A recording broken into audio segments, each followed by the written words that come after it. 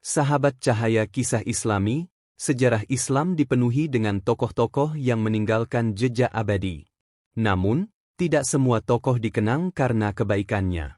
Ada pula mereka yang dikenal karena permusuhan dan penentangannya terhadap Islam. Salah satunya adalah Abu Jahal, seorang pemimpin Quraisy yang keras kepala menolak dakwah Rasulullah. Siapa sebenarnya Abu Jahal? Mengapa ia begitu membenci Rasulullah? Dan bagaimana akhir hidupnya di Perang Badar yang menjadi pengingat bagi kita semua? Mari kita simak kisah penuh hikmah ini hanya di cahaya kisah Islami.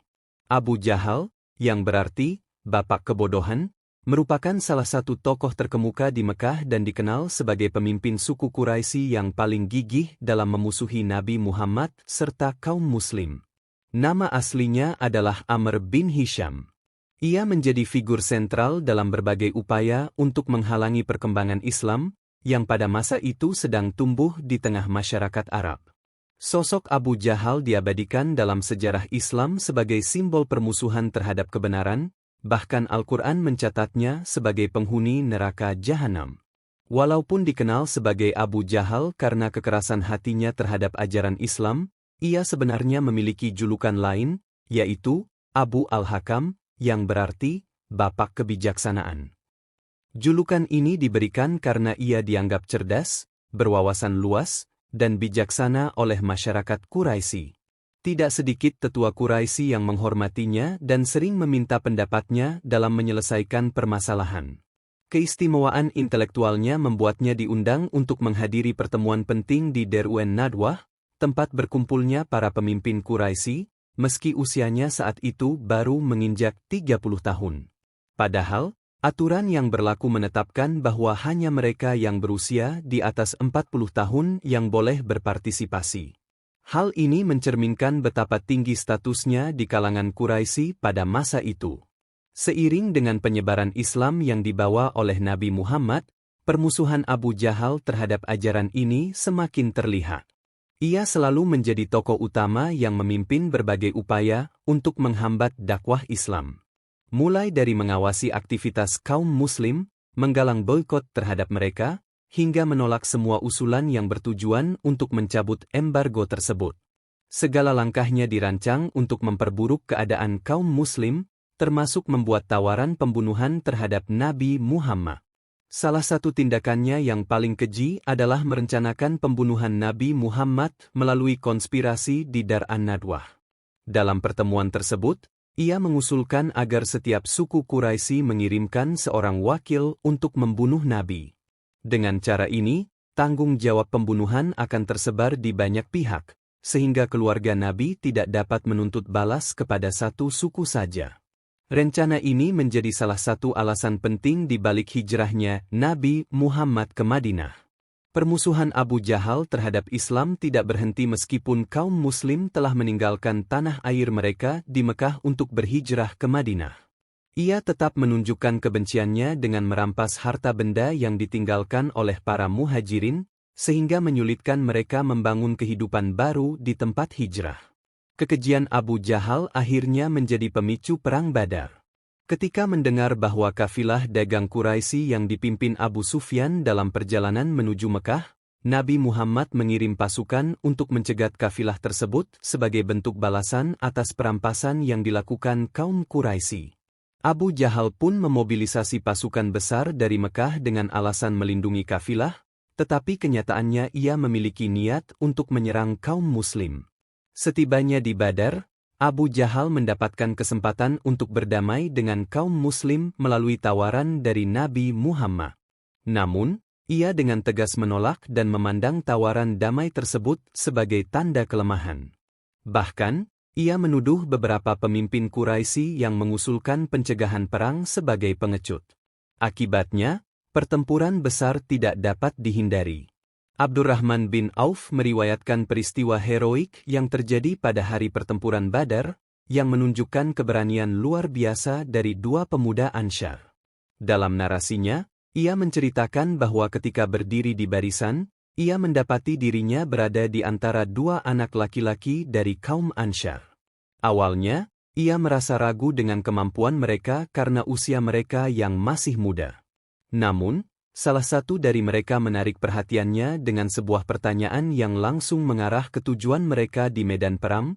"Wahai paman, apakah Anda mengenal Abu Jahal?" Abdurrahman menjawab, "Ya, apa yang kamu inginkan darinya, wahai keponakanku?" Pemuda itu, dengan semangat yang berkobar, berkata, "Aku mendengar bahwa dia telah melecehkan Rasulullah. Demi Allah, jika aku menemukannya, aku tidak akan meninggalkannya sampai salah satu dari kami menemui ajalnya." Abdurrahman terkejut mendengar tekad luar biasa itu. Tidak lama kemudian, pemuda yang satunya mengajukan pertanyaan yang sama dan menunjukkan niat serupa. Ketika Abdurrahman akhirnya melihat Abu Jahal melintas di antara pasukan, ia memberitahu kedua anak laki-laki itu, "Lihatlah, itu orang yang kalian tanyakan." Tanpa ragu, keduanya langsung menyerang Abu Jahal dengan pedang mereka. Serangan itu begitu kuat hingga menyebabkan luka fatal. Meski salah satu dari anak-anak itu terluka parah hingga tangannya tergantung, ia menunjukkan keberanian luar biasa. Ia menggunakan kakinya untuk memutuskan tangan yang terluka agar tidak menghalangi aksinya melawan musuh. Setelah berhasil melumpuhkan Abu Jahal, kedua pemuda tersebut kembali kepada Rasulullah untuk melaporkan apa yang telah mereka lakukan. Masing-masing dari mereka mengklaim bahwa mereka yang telah membunuh Abu Jahal. Rasulullah meminta untuk melihat pedang mereka dan setelah memeriksa, beliau mengakui bahwa keduanya berkontribusi dalam kematian Abu Jahal. Sebagai penghargaan, Rasulullah memberikan harta rampasan perang milik Abu Jahal kepada mereka. Salah satu dari mereka, Mu'adz bin Afra, kemudian gugur di medan perang, sementara Mu'adz bin Amr bin Al-Jamuh hidup hingga masa pemerintahan Khalifah Utsman bin Affan. Dalam riwayat lain, Mu'adz bin Amr bin Al-Jamuh menjelaskan bagaimana ia menghadapi Abu Jahal di medan perang. Ia mendengar orang-orang berkata bahwa Abu Jahal berada di semak-semak, tak terjangkau oleh siapapun. Mendengar itu, Mu'adz memutuskan untuk menjadikannya target utama. Dengan tekad bulat, ia mendekati Abu Jahal dan menyerangnya. Dalam satu ayunan pedangnya, ia berhasil memotong kaki Abu Jahal hingga setengah betisnya terbang. Mu'adz menggambarkan serangannya seperti batu kurma yang terlempar dari alu saat dihantam. Namun, keberanian ini tidak tanpa pengorbanan. Putra Abu Jahal, Ikrimah, menyerang Mu'adz dan melukai bahunya dengan parah, menyebabkan lengannya tergantung hanya dengan seutas kulit. Meski demikian, Mu'adz terus bertarung sepanjang hari dengan menyeret lengannya yang terluka. Ketika rasa sakit menjadi tak tertahankan, ia menginjak lengannya dengan kaki dan memutusnya sepenuhnya agar dapat bertarung tanpa hambatan. Setelah dilumpuhkan oleh serangan Mu'adz dan Mu'adz, Abu Jahal ditemukan oleh Abdullah bin Mas'ud, sahabat Rasulullah yang ditugaskan mencari tokoh Quraisy itu di antara para korban perang.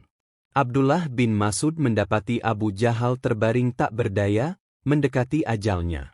Ia meletakkan kakinya di leher Abu Jahal dan bertanya, "Apakah Allah telah mempermalukanmu?" Dengan kesombongannya, Abu Jahal menjawab, "Bagaimana Allah mempermalukanku? Apakah aku lebih hina daripada mereka yang telah kalian bunuh?" Bahkan dalam keadaan sekarat, Abu Jahal tetap angkuh, menganggap dirinya tidak kalah terhormat dibandingkan para pemimpin Quraisy lainnya yang juga tewas di medan perang.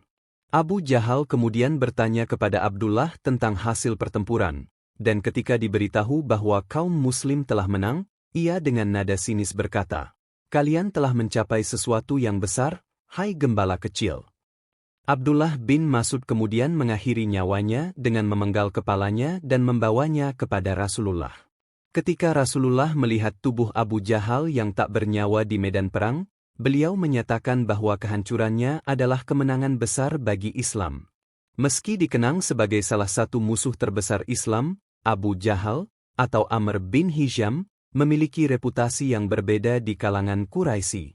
Sebelum kebangkitannya sebagai tokoh yang menentang Rasulullah, ia dikenal sebagai Abu Al-Hakam, atau Bapak Kebijaksanaan.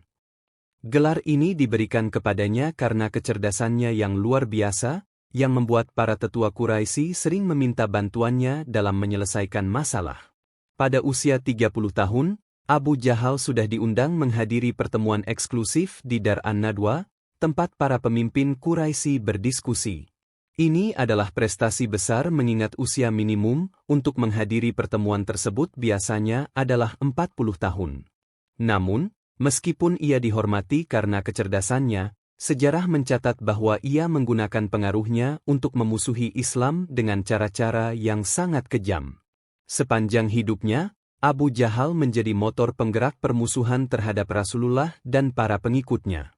Ia terlibat dalam berbagai tindakan brutal, mulai dari memboikot kaum Muslim hingga merancang rencana pembunuhan terhadap Rasulullah. Bahkan setelah kaum Muslim hijrah ke Madinah, Abu Jahal terus mengejar mereka, memicu terjadinya Perang Badar. Perang Badar menjadi titik balik dalam sejarah Islam. Kematian Abu Jahal tidak hanya mengakhiri salah satu ancaman terbesar bagi Rasulullah, tetapi juga memberikan kemenangan moral dan spiritual bagi kaum Muslim. Bagi Quraisy, kepergiannya adalah pukulan telak, dan mereka meratapi kematiannya dengan elegi yang menggambarkan dirinya sebagai seorang pria yang mulia dan dermawan. Namun, bagi kaum Muslim, peristiwa ini menunjukkan bahwa kekuatan iman dan keberanian dapat mengalahkan kesombongan dan kebencian. Kisah tentang dua pemuda Ansyar yang bersatu untuk menghadapi musuh besar mereka menjadi inspirasi bagi generasi mendatang, mengingatkan bahwa kemenangan tidak selalu ditentukan oleh usia atau pengalaman, tetapi oleh niat yang tulus dan keberanian untuk membela kebenaran. Kisah Abu Jahal di medan Perang Badar adalah pengingat bahwa setiap tindakan membawa konsekuensi. Bagi Abu Jahal, kebenciannya terhadap Islam mengantarkannya pada kehancuran di tangan dua pemuda yang keberanian dan semangatnya mewakili semangat kaum Muslim di masa-masa awal perjuangan. Sementara itu, keberhasilan kaum Muslim di pertempuran ini menunjukkan bahwa pertolongan Allah selalu bersama mereka yang berjuang di jalannya. Sahabat cahaya kisah Islami, kisah Abu Jahal mengajarkan kita bahwa kesombongan dan kebencian terhadap kebenaran hanya akan membawa kehancuran. Meski dikenal cerdas dan berpengaruh, permusuhannya terhadap Islam menjadi penyebab kehancurannya sendiri. Sebuah pengingat bagi kita untuk senantiasa merendahkan hati dan menerima petunjuk Allah dengan ikhlas. Semoga kisah ini menambah wawasan dan keimanan kita semua. Terima kasih telah menyaksikan video ini. Jangan lupa untuk like, share, dan subscribe channel Cahaya Kisah Islami agar tidak ketinggalan kisah-kisah penuh hikmah lainnya. Sampai jumpa di video berikutnya.